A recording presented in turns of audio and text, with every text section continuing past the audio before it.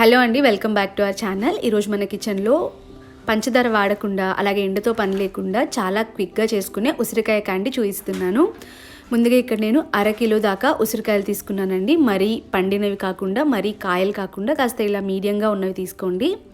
ఉసిరికాయలు మనకి ఇప్పుడు ఈ సీజన్లో బాగా దొరుకుతాయి కదండి. మనకి ఈ శీతాకాలంలో వచ్చే ఇన్ఫెక్షన్స్ నుంచి కాస్త సేఫ్ అవ్వడం కోసం ఇలా విటమిన్ సి పుష్కలంగా లభించే వాటిని మన ఫుడ్లో ఇంక్లూడ్ చేసుకున్నట్టయితే చాలా మంచిది. ఇలా తీసుకున్న ఉసిరికాయను శుభ్రంగా వాష్ చేసుకున్న తర్వాత మనము నీళ్ళల్లో ఉడికించడం కంటే కూడా ఇలా ఆవిరి మీద ఉడికించడం చాలా మంచిదండి. ఇలా ఒక ఇడ్లీ పాత్ర పెట్టుకొని నీళ్లు కాస్త మరిగిన తర్వాత ఇలా స్టీమింగ్ ప్లేట్లో ఉసిరికాయలన్నీ పెట్టుకొని ఒక 8 నుంచి 10 నిమిషాల పాటు వీటిని కుక్ చేసుకుంటున్నాను. ఇంతలోపు మనము ఇక్కడ షుగర్ని కూడా పౌడర్ పట్టుకుందామండి. ఇక్కడ నేను పంచదారకు బదులుగా పటిక బెల్లం వాడుతున్నాను. మనం పంచదారతో పోలిస్తే పటిక బెల్లం కాస్త లెస్ ప్రాసెస్డ్ అండి, కాబట్టి దీన్ని వాడడం వల్ల కొద్దిగా మేలే జరుగుతుంది. మీ దగ్గర మీరు తీసుకున్న పటిక బెల్లం ఒకవేళ పెద్ద పీసెస్ ఉంటే కాస్త దంచుకొని మిక్సీ పట్టుకోండి. చూసారు కదండి, ఇలా ఫైన్ పౌడర్ లాగా ప్రిపేర్ చేసి పక్కన పెట్టుకోవాలి. ఈలోపు మన ఉసిరికాయలు కూడా కుక్ అయిపోయాయండి. ఇలా 10 నిమిషాల లోపే ఉసిరికాయలకి ఇలా క్రాక్స్ కనపడుతూ మనకి కుక్ అయినట్టు అర్థమవుతుందండి. ఇలా క్రాక్స్ వచ్చిన తర్వాత మనం ఇంకా స్టవ్ ఆఫ్ చేసేసి వీటిని ఒక 5 నిమిషాల పాటు చల్లారనివ్వాలి. చల్లారిన తర్వాత మనం చాలా ఈజీగా వీటిని ఇలా ఒప్పలు సపరేట్ చేసుకోవచ్చు. నార్మల్గా మనం ఉసిరికాయలు కట్ చేయాలంటే చాలా కష్టం అండి, బట్ ఇలా జస్ట్ కొద్దిసేపు ఇలా ఉడికించుకోవడం వల్ల ఈజీగా మనం వీటిని సపరేట్ చేయొచ్చు.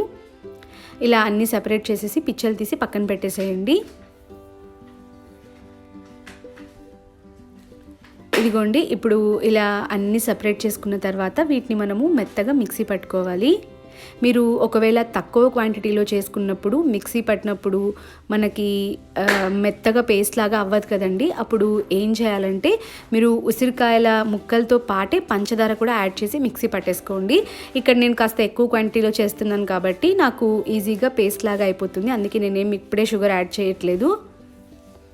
అలాగే మీకు ఒకవేళ అల్లం ఫ్లేవర్ ఇష్టం అయితే ఒక చిన్న ముక్క అల్లం తురిమి వేసుకోండి. మీకు ఒకవేళ అల్లం ఫ్లేవర్ ఇష్టం లేదు, పిల్లలకి ఇష్టం అవ్వదు అంటే అవాయిడ్ చేసేసేయండి. మా పిల్లలకైతే ఈ అల్లం ఫ్లేవర్ కాస్త నచ్చలేదు, బట్ మనము పిల్లలకి అస్సలు వాళ్ళు ఉసిరికాయలు తినకుండా ఉండడం కంటే ఏదో కొద్దిగా తినడం బెటర్ కాబట్టి ఇలా ఇవ్వడం కూడా మంచిదే. అలాగే ఒక పావు టీ స్పూన్ దాకా ఉప్పు వేసి దీన్ని ఫైన్ పేస్ట్ లాగా చేసుకున్నానండి. ఇప్పుడు స్టవ్ పైన కడాయి పెట్టుకొని కాస్త అడుగు మందంగా ఉన్న కడాయి పెట్టుకోవాలి. తర్వాత ఇందులోకి మనము చేసి పెట్టుకున్న ఉసిరికాయ పేస్ట్ వేసుకోవాలి. ఉసిరికాయ పేస్ట్ వేసుకున్న తర్వాత ఇందులోకి మనము మిక్సీ పట్టి పెట్టుకున్న పటిక బెల్లాన్ని కూడా వేసుకోవాలి. కప్పుల కొలతలో అయితే మనకి 1/2 కేజీ ఉసిరికాయ పేస్ట్కి 2 కప్పుల షుగర్ పౌడర్ సరిపోతుంది. షుగర్ పౌడర్ కూడా వేసిన తర్వాత రెండింటిని బాగా కలుపుకోవాలి. మనకి చాలా త్వరగా షుగర్ మెల్ట్ అయిపోతుంది. మనం పౌడర్ చేసి వేసుకుంటాం కాబట్టి త్వరగా మెల్ట్ అయిపోతుంది, అలాగే బాగా కలిసిపోతుందండి. ఇలా కంటిన్యూస్గా కలుపుతూనే ఉండాలి. కొద్దిసేపటికి మనకి ఇలా జామ్ లాగా కనిపిస్తుంది కదండి, అప్పుడు కూడా బాగా కలుపుతూ ఉన్నట్టయితే రెండు బాగా కలిసిపోతాయి. మీడియం టు లో ఫ్లేమ్ పైన కలుపుతూ ఉండాలండి. ఒక 15 నిమిషాల పాటు అలా కలిపినట్టయితే మనకి షుగర్ బాగా మెల్ట్ అయ్యి ఇలా ప్యాన్ నుంచి సపరేట్ అవ్వడం స్టార్ట్ అవుతుంది. ఇలా ప్యాన్ నుంచి సపరేట్ అవ్వడం స్టార్ట్ అయిన తర్వాత 1 టీ స్పూన్ దాకా కార్న్ఫ్లోర్ తీసుకొని ఒక 2-3 టీ స్పూన్ల నీళ్ళల్లో ఎక్కడ ఉండలనేవి లేకుండా బాగా కలిపేసుకుని ఇప్పుడు ఈ పేస్ట్లోకి వేసుకోవాలండి. మనకి నార్మల్గా బయట దొరికే క్యాండీస్ లాగా కాస్త థిక్ కన్సిస్టెన్సీ రావడం కోసం ఈ కార్న్ఫ్లోర్ని యాడ్ చేసుకుంటున్నాము. ఇలా బాగా కలిపేసుకున్న తర్వాత ఉసిరికాయ పేస్ట్లోకి వేసి కలిపేసుకోవడమేనండి. మనకి కాస్త థిక్గా అవుతుంది కన్సిస్టెన్సీ. మీకు ఈ క్యాండీ ఇంకాస్త గట్టిగా కావాలి అనుకుంటే ఇంకొద్దిగా ఎక్కువగా కార్న్ స్టార్చ్ యాడ్ చేసుకోవచ్చు. ఇలా బాగా కలుపుకోవాలండి. బాగా కలుపుకున్న తర్వాత ఈ ఉసిరికాయ పేస్ట్లో ఉన్న వగర్ని కాస్త బ్యాలెన్స్ చేయడం కోసం 1/2 చెక్క నిమ్మరసము స్టవ్ ఆఫ్ చేసి పిండుకున్న తర్వాత బాగా కలిపేసుకునేసి కొద్దిసేపు దీన్ని చల్లారనివ్వాలండి. నిమ్మరసం యాడ్ చేసుకోవడం వల్ల ఇది తీయగా పుల్లగా వగరుగా చాలా టేస్టీగా ఉంటుంది.